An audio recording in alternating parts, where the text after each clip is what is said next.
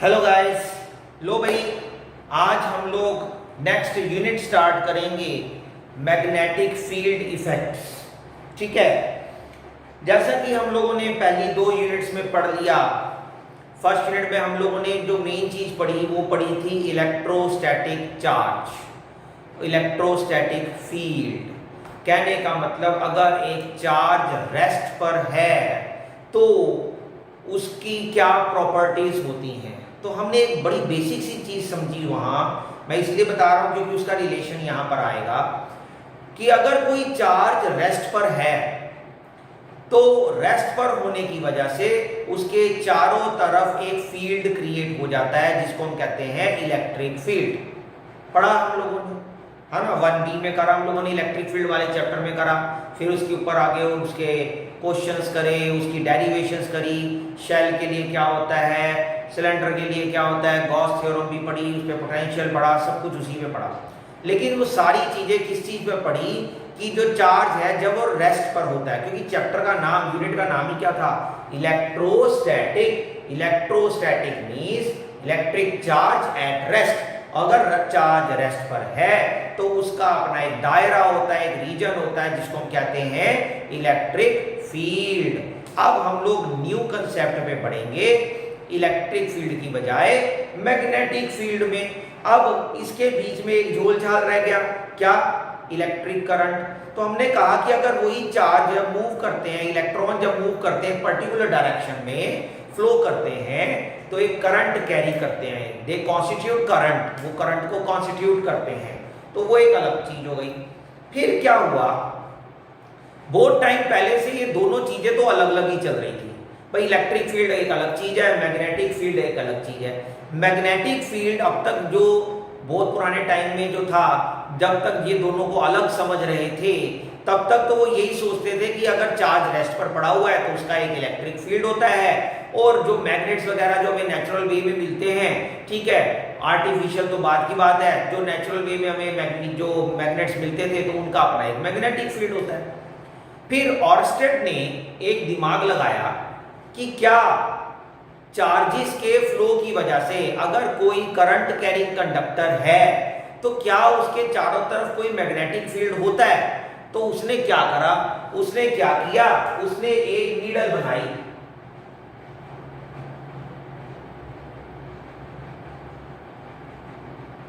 ठीक, ये हिस्सा उसने नॉर्थ कर दिया और ये हिस्सा साउथ। मैंने इसे वो लाइन ऐसी लगाकर वो नॉर्थ शो कर दिया।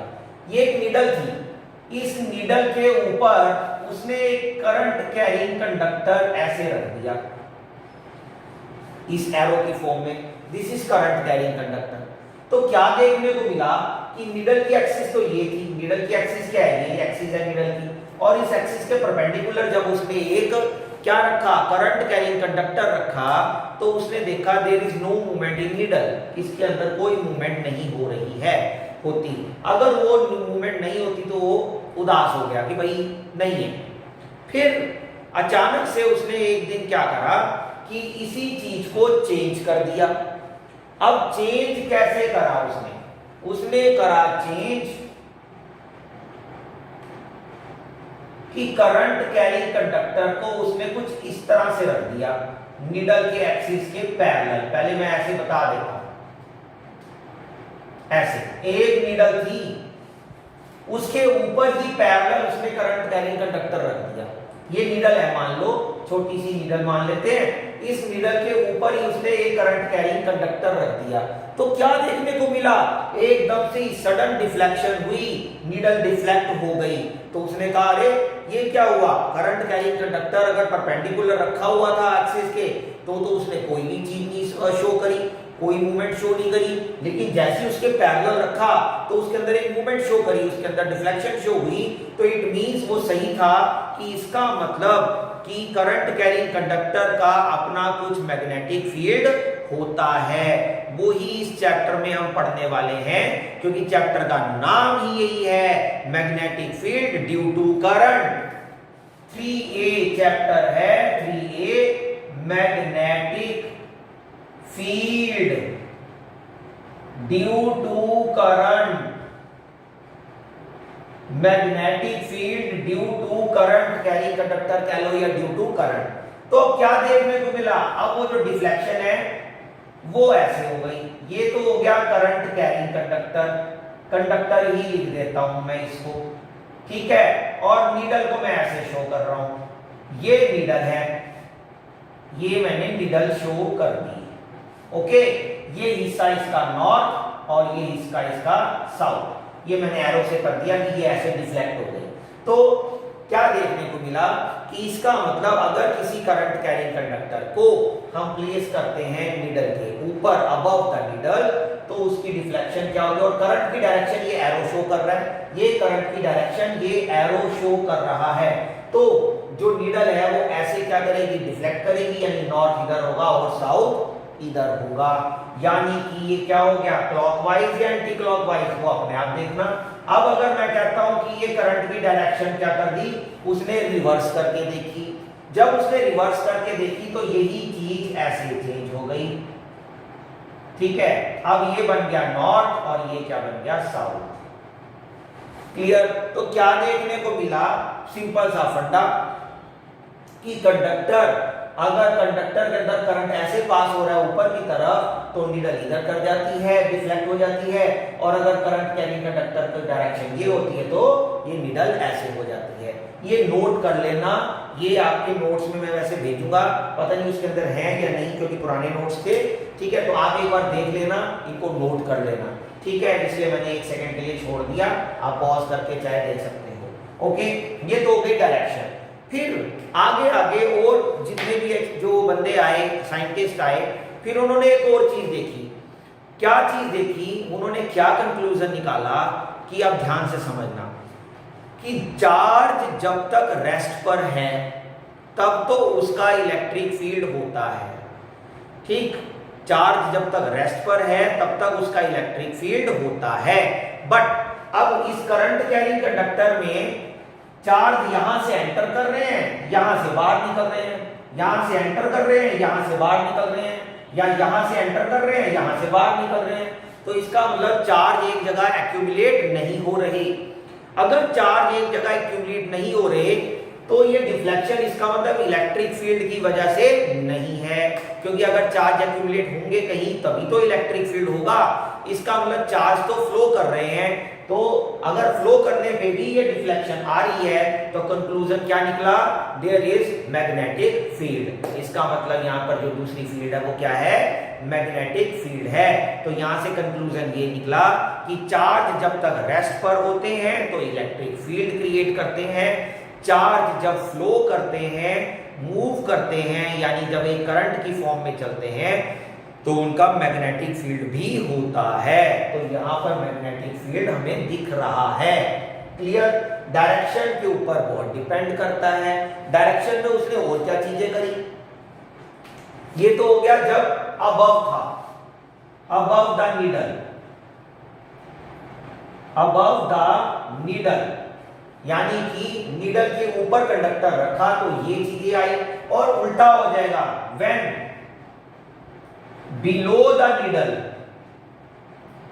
बिलो द नीडल, ये तो हो गया इसका। अब ये बिलो द नीडल वाला मैं नीचे बता रहा हूं, तो ये बस जो कहानी ये इसमें आई थी वो इसमें हो जाएगी, ये करंट कैरिंग कंडक्टर हो जाएगा। अब की बार मैं बिलो कर रहा हूं, यानी नीडल ऊपर है, कंडक्टर नीचे है, तो ये ऐसे आएगा, और उल्टा ये वाला चीज चेंज हो जाएगा, बस इतना फर्क है। यानी अबव द नीडल करेंगे तो डायरेक्शन ऐसे होगी, बिलो द नीडल रखेंगे तो डायरेक्शन ये होगी। ये याद रखने वाली चीजें, बहुत काम की चीजें, ठीक है, क्लियर। फिर आगे आए हमारे एम्पियर्स। मैं 1 सेकंड के लिए रोक रहा हूं, आराम से इसको देख लेना और इसको उतार लेना, ठीक है। चलो अब हम बात करेंगे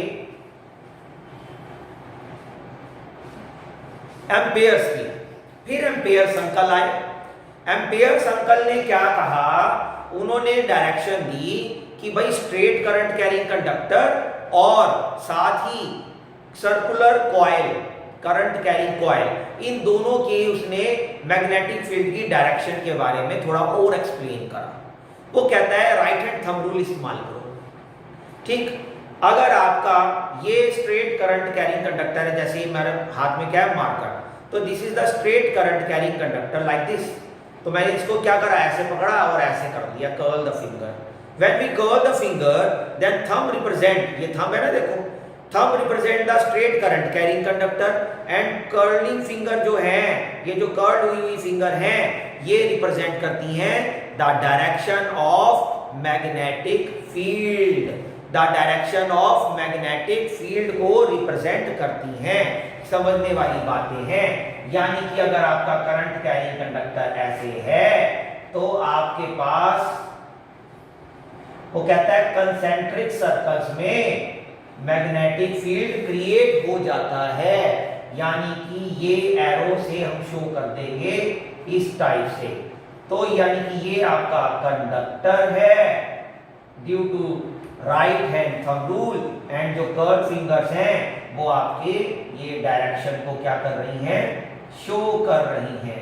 तो ये डायरेक्शन को शो कर दिया कि ये जो है आपका एंटी क्लॉकवाइज डायरेक्शन जो है वो आपकी ये क्या बन गई, एंटी क्लॉकवाइज, ACW नोट कर लेना, ठीक है। अगर कर्ल फिंगर है तो ये एंटी क्लॉकवाइज डायरेक्शन जो है वो आपको क्या बताती है, इसके अंदर डायरेक्शन ऑफ मैग्नेटिक फील्ड बताता है, ठीक है। बात समझ आ गई। अब ये मार्कर भी तो गड़बड़ हो जाते हैं, क्या करें हिसाब किताब। अब बड़ी मजेदार बात ये है, ऐसे ही उल्टा कि अगर हमारे पास फिर से दूसरी कि अगर करंट की डायरेक्शन ऐसे कर दी, फिर से वो कंसेंट्रिक सर्कल्स ही बनेंगे, बट डायरेक्शन क्या होगी, ऐसे होगी, ठीक है। डायरेक्शन ये होगी, यानी कि वापिस जब ये यूं आएंगे तो ये ऐसे आएगा, ठीक है जी, और ये ऐसे आएगा और ये ऐसे आएगा, तो उल्टा हो गया वही चीज, यही चीज को ऐसे कर दिया, तो ये क्या बन गया, क्लॉकवाइज डायरेक्शन।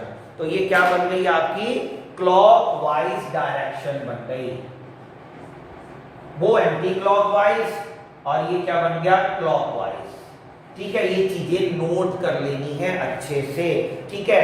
इसके अंदर ये अगर मैं यहां नीडल रखूं तो डायरेक्शन क्या बताएगा, याद रखना। मैं ये नीडल रख देता हूं कुछ ऐसे, ऐसे बना देता हूं नीडल,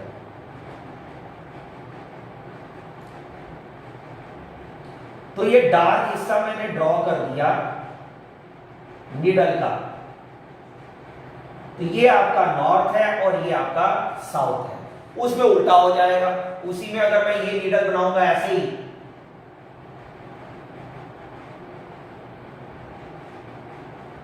तो ये हिस्सा क्या हो जाएगा, नॉर्थ हो जाएगा, और ये हिस्सा क्या हो जाएगा, साउथ हो जाएगा। तो बस ये चीजें दिमाग में रखनी है, बड़ी इंपॉर्टेंट चीजें, ओके। चलो नेक्स्ट आता है, ये तो हो गया कंडक्टर, ये तो था जब स्ट्रेट कंडक्टर की बात है। अब अगर आप पे करंट कैरिंग कॉइल आ जाए तो क्या करना है, तो उल्टा है, बड़ा सिंपल सा फंडा है। उल्टा कैसे, यही चीज ऐसे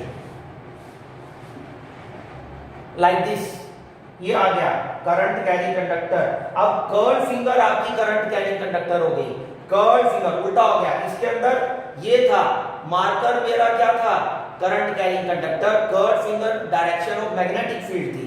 अब उल्टा हो गया, अब कर्ल फिंगर क्या है, करंट कैरिंग कॉइल, और थंब क्या रिप्रेजेंट कर रहा है आपको, मैग्नेटिक फील्ड रिप्रेजेंट कर रहा है, ठीक है।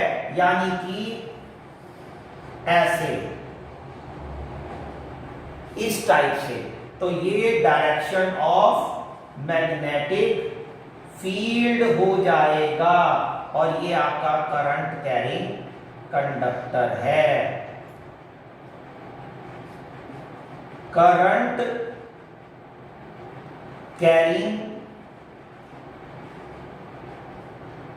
कंडक्टर, ठीक। तो वही चीज है, तो ये चीज आ गई आपके पास, यानी कि एंटी क्लॉकवाइज डायरेक्शन। तो यानी कि अगर ये एंटी क्लॉकवाइज डायरेक्शन है, अगर आप प्लेन ऑफ द पेपर यानी अपनी कॉपी रजिस्टर पे रखेंगे, तो अगर ऐसे रखते हैं, ये यूं अगर आ रहा है तो आपकी मैग्नेटिक फील्ड इधर, और यही चीज अगर आप चेंज कर दोगे तो डायरेक्शन ये बन जाएगी, ये आ जाएगा आपके पास ऐसे, यानी कि अब ये यूं बन गया ऐसे, अंदर की तरफ आ रहा है, तो ये आपके पास मैग्नेटिक फील्ड बन गई, मैग्नेटिक फील्ड और ये कंडक्टर। ओके, तो ये दो चीजें ध्यान रखनी है। तो ये आपके पास क्या हो गया, मैग्नेटिक फील्ड ए सी डब्ल्यू यानी एंटी क्लॉकवाइज, और ये क्या बन गया, क्लॉकवाइज। अब कभी कभार क्वेश्चन सिर्फ इसमें नहीं आते, वर्टिकल सर्कल आ जाते हैं। ये तो हो गए वर्टिकल सर्कल, एक होता है horizontal circle like this and ऐसे। तो अगर ऐसे बना हुआ है तो ऊपर की तरफ, यानी कि ये डायरेक्शन है, तो ये आएगी मैग्नेटिक फील्ड। और अगर ये डायरेक्शन फिर से हो जाए इस बार ऑपोजिट, तो ये आएगी मैग्नेटिक फील्ड। तो ये सारी डायरेक्शन आपने ध्यान से समझनी है। समझ गए, बड़ी सिंपल सी चीजें हैं। ए सी डब्ल्यू यानी कि मैंने लिख दिया क्लॉकवाइज, एंटी क्लॉक ये यानी कि अब एंटी क्लॉकवाइज तो मैग्नेटिक फील्ड अपसाइड, और अगर ये क्लॉकवाइज तो ये डाउनवर्ड डायरेक्शन यानी inward. Inward clockwise inward, anti clockwise outward, इसी टाइप से ये सारी चीजें हो जाएंगी। ठीक है, ये सारी चीजें आपने बहुत ही ध्यान से याद रखनी है, नोट कर लेनी है, बड़ी इंपॉर्टेंट चीजें। अब आगे बढ़ते हैं। एक सेकंड के लिए फिर से मैं छोड़ रहा हूं, आराम से इसको पॉज करके देख लेना और बना लेना। ठीक, चलो अब हमारे पास क्या है, डायरेक्शंस का खेल मैं बीच बीच में फिर बताता रहूंगा, फिलहाल ये नोट भी कर लेना, समझ भी लेना। अब आते हैं मुद्दे पे, मैग्नेटिक फील्ड क्या चीज है। तो मैग्नेटिक फील्ड तो मैंने बताई थी, ऑर्स्टेड एक्सपेरिमेंट ने क्या कहा कि magnetic field it is the space और region around the current carrying conductor. यानी एक स्पेस और रीजन होता है around the current carrying conductor in which another, जो कोई भी बॉडी अनदर ऑब्जेक्ट जो है फील सम अट्रैक्टिव फोर्स, क्योंकि मैग्नेटिक फील्ड की अट्रैक्टिव भी हो सकती है, रिपल्सिव भी हो सकती है, तो सम फोर्स एक्सपीरियंस करता है, उसको कहते हैं मैग्नेटिक फील्ड, स्पेस और रीजन को। लेकिन ये तो होगी जनरल सी डेफिनेशन। अब हम बात करते हैं एक नई चीज, रिलेशन निकालेंगे। इसको लॉरेंज फोर्स भी बोल देते हैं,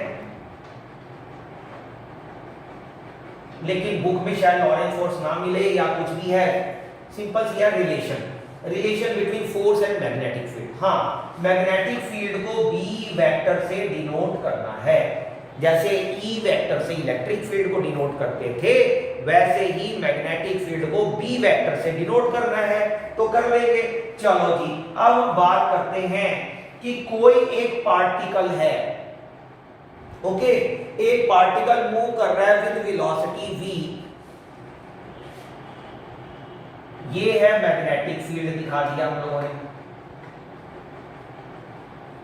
मैग्नेटिक फील्ड B। हम फाइंड आउट कर रहे हैं फोर्स, लॉरेंज फोर्स, यानी कि अब तक हम लोगों ने एक चीज पढ़ी थी कि whenever a charge is placed in electric field it experience some force and that force will be F is equal to QE। कहने का मतलब अगर किसी चार्ज को मैं इलेक्ट्रिक फील्ड में प्लेस करता हूं तो वो जो चार्ज फोर्स एक्सपीरियंस करता है वो QE होता है। बट अब हम बात करेंगे जब एक मूविंग चार्ज को, क्या कहा, मूविंग चार्ज को अगर हम प्लेस करते हैं किसी मैग्नेटिक फील्ड के में, तो वो जो फोर्स एक्सपीरियंस करता है वो क्या होता है। जैसे ये बहुत जगह यूज होता था, ऐसी वो बहुत जगह यूज होने वाला है। ठीक है, तो मीनिंग चीज है, हम कहते हैं मैग्नेटिक फील्ड B है, हमने एक पार्टिकल लिया और चार्ज Q, ठीक है जी, which is moving with velocity v, जो मूव कर रहा है कितनी वेलोसिटी से, v वेलोसिटी से, making angle theta with magnetic field. Magnetic field के साथ एंगल क्या बना रहा है, थीटा बना रहा है। नाउ रिजॉल्व इट, ये क्या बनेगा, v sin थीटा, और ये क्या बनेगा, v cos थीटा।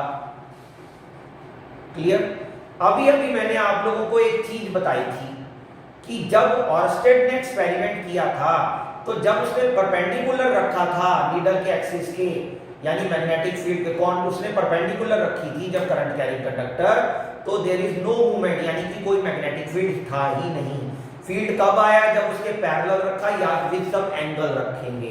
तो वही चीज याद रखना है, इन दोनों कंपोनेंट में से कौन सा कंपोनेंट लेंगे, कॉस या sign.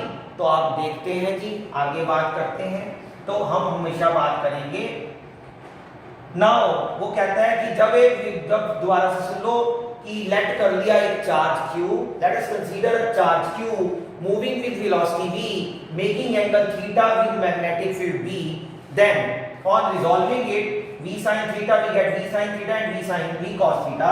Now the force on this charge q, the force on this charge q depends upon, force depends किसके ऊपर, डिपेंड्स ऑन, पहली चीज directly proportional to q, charge की नेचर पे डिपेंड करता है, पॉजिटिव है या नेगेटिव है उस पे भी डिपेंड करता है, और मैग्नीट्यूड पे भी। ठीक, तो F proportional to q and F proportional to v sin theta and F proportional to कितना, मैग्नेटिक फील्ड है। अब कहोगे सर ये क्या करा, हमने v sin थीटा ही क्यों लिया, v cos थीटा क्यों नहीं लिया, क्योंकि जब भी अगर आप मैग्नेटिक फील्ड के पैरेलल में अगर चार्ज मूव कर रहा है तो वो कोई भी इफेक्ट प्रोड्यूस नहीं करेगा, जब वो कोई एंगल बनाएगा तभी वो इफेक्ट प्रोड्यूस करेगा। ठीक है, तो हमेशा याद रखना जब भी हम लोगों ने जो कंपोनेंट लेना है मैग्नेटिक फील्ड में, वो हमेशा परपेंडिकुलर वाला कंपोनेंट लेना है या कोई अदर एंगल वाला पैरेलल वाला कॉम्बिनेशन नहीं लेना जो मैग्नेटिक फील्ड के पैरेलल हो।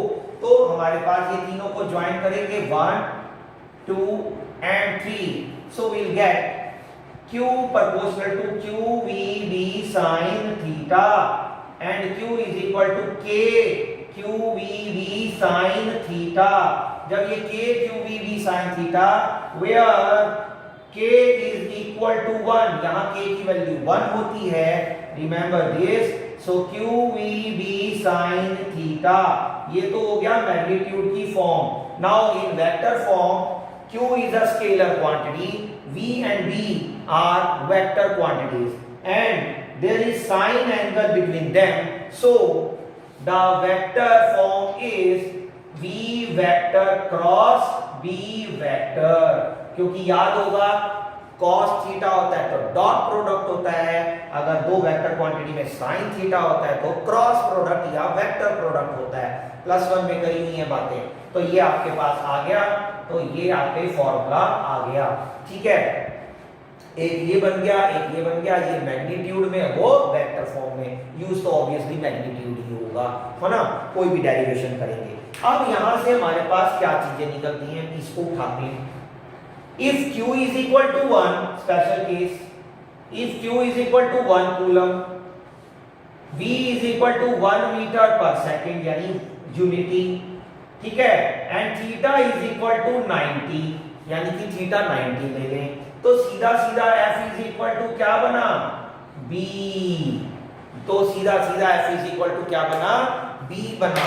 f is equal to b का मतलब क्या हुआ, इसका मतलब यहां पर अब एक न्यू डेफिनेशन क्रॉप अप होती है, वो क्या होती है, क्या है वो डेफिनेशन मैग्नेटिक फील्ड की, the force experienced bye, the force experienced by unit positive charge, the force experienced by unit positive charge moving with unit velocity, moving with unit velocity in perpendicular direction to the magnetic field, तो उसको हम क्या कहेंगे, magnetic field बोलेंगे।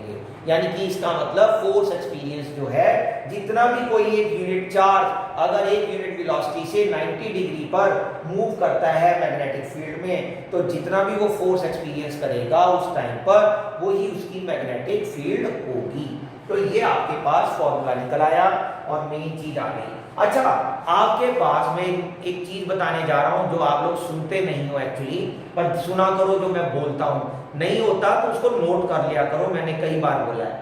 मैं वो एक चीज बताने जा रहा हूं कि कंसेप्चुअल क्वेश्चन में आपको कई बार पूछा जाता है, ये दे रखे होते हैं और कंसेप्चुअल क्वेश्चन में पूछते हैं बताओ उसकी डायरेक्शन, फोर्स की डायरेक्शन क्या होगी। बहुत मजेदार बात है, फोर्स की डायरेक्शन तो दो चीजें हैं, इसके अंदर चलता है Fleming left hand rule. Fleming's left hand rule ये होता है, तो फ्लेमिंग लेफ्ट हैंड रूल क्या है? FMC, father mother child, father mother child. Father का मतलब F का मतलब force, mother M capital letter उसका उठाया, M का मतलब magnetic field, and the child C यानी करंट कैरिंग कंडक्टर। तो FMC फादर मदर चाइल्ड यानी force, magnetic field and current carrying conductor, they are mutually perpendicular to each other. तो ये कहता है, इसको कहते हैं फ्लेमिंग लेफ्ट हैंड रूल। लेकिन पंगा क्या होता है, जब आप कंसेप्चुअल क्वेश्चन सॉल्व करते हो, वो कहेगा वेलोसिटी है यानी कि जो चार्ज है वो एक्स एक्सिस की तरफ जा रहा है, मैग्नेटिक फील्ड वाई एक्सिस की तरफ है, तो भैया बताओ फोर्स कौन सी डायरेक्शन में लगेगी? तो हम तो इसी में उलझे रह जाएंगे, FMC यू यू यू यू ही करते रह जाते हैं।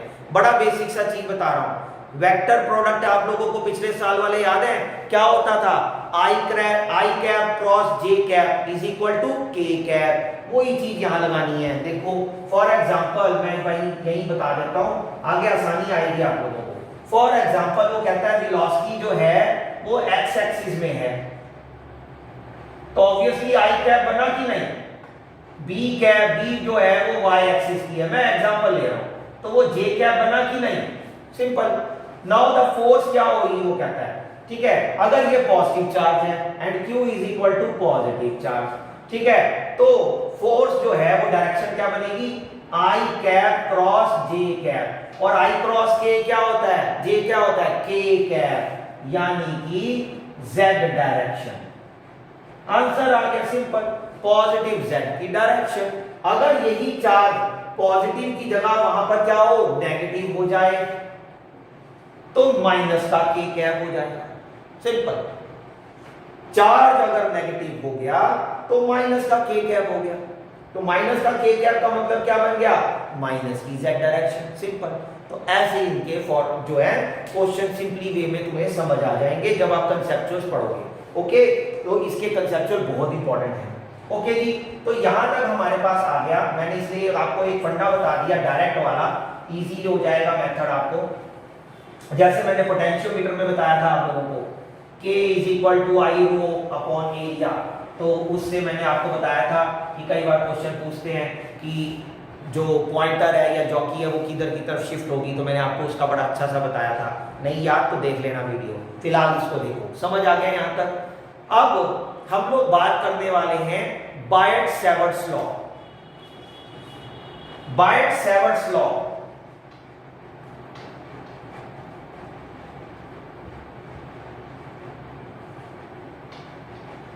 तो ये भी एक प्रकार के अंकल थे, ठीक, इन्होंने भी हमारी जानकारी से आपा पाया। बायट-सैवर्ट्स लॉ क्या है?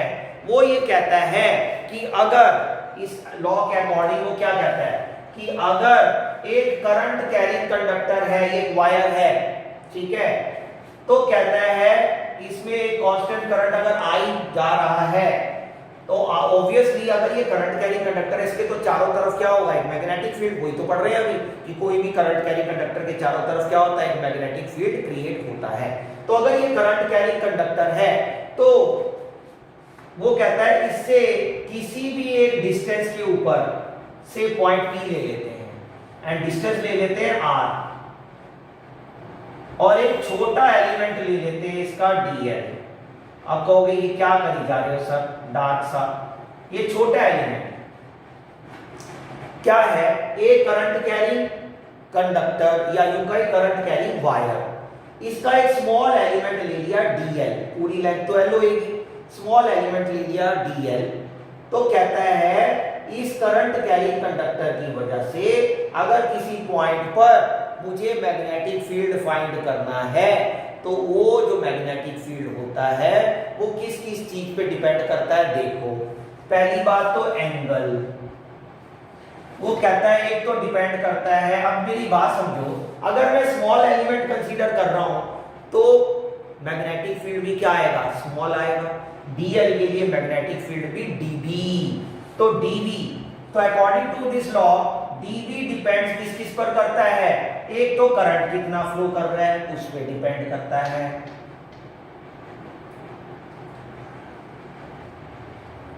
ठीक है, एक किसके ऊपर डिपेंड करता है, करंट एलिमेंट कितना बड़ा लिया हुआ है, स्मॉल एलिमेंट डीएल पे डिपेंड करता है।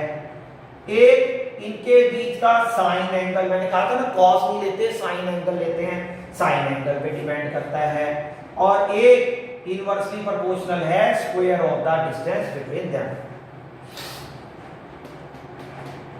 अब ध्यान से सुनो क्या कहता है, वो कहता है बायट-सैवर्ट लॉ कहता है कि अगर कोई एक करंट कैरिंग वायर है, ठीक, तो उस करंट कैरिंग वायर की वजह से किसी भी पॉइंट पर उसके पास में कोई भी नियर पॉइंट पर, अगर मुझे वो पॉइंट मैंने पी दिया हुआ है, उस पॉइंट पर अगर मुझे क्या फाइंड करना है, मैग्नेटिक फील्ड फाइंड करना है, तो वो मैग्नेटिक फील्ड एक तो करंट पे डिपेंड करती है, डीएल एलिमेंट पे डिपेंड करती है, साइन थीटा पे डिपेंड करता है कि वो पॉइंट उस एलिमेंट के साथ क्या एंगल बना रहा है, and square of the inversely proportional to the square of the distance between them. इन सबको मैं कंबाइन करूं तो dv इज इक्वल टू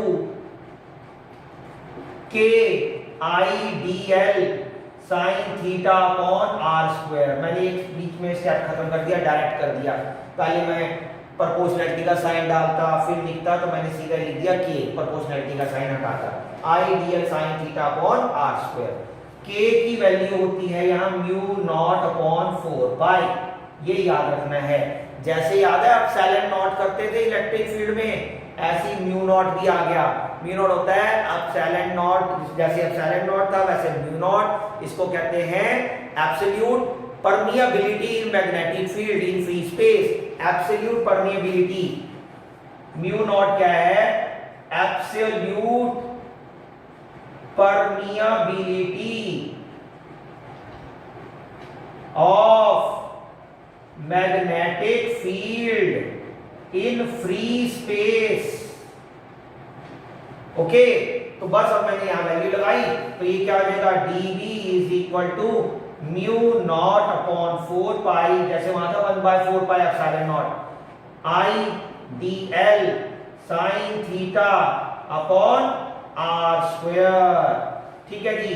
अगर फिर से वही बात, अगर मैं इसको वेक्टर फॉर्म में लिखना चाहता हूं तो देखो बड़ी मजेदार बात है, वेक्टर फॉर्म में कैसे लिखेंगे, dv is equal to mu naught upon 4 pi, I तो स्केलर क्वांटिटी है पढ़ रखा है, dl तो dl ही रखेंगे।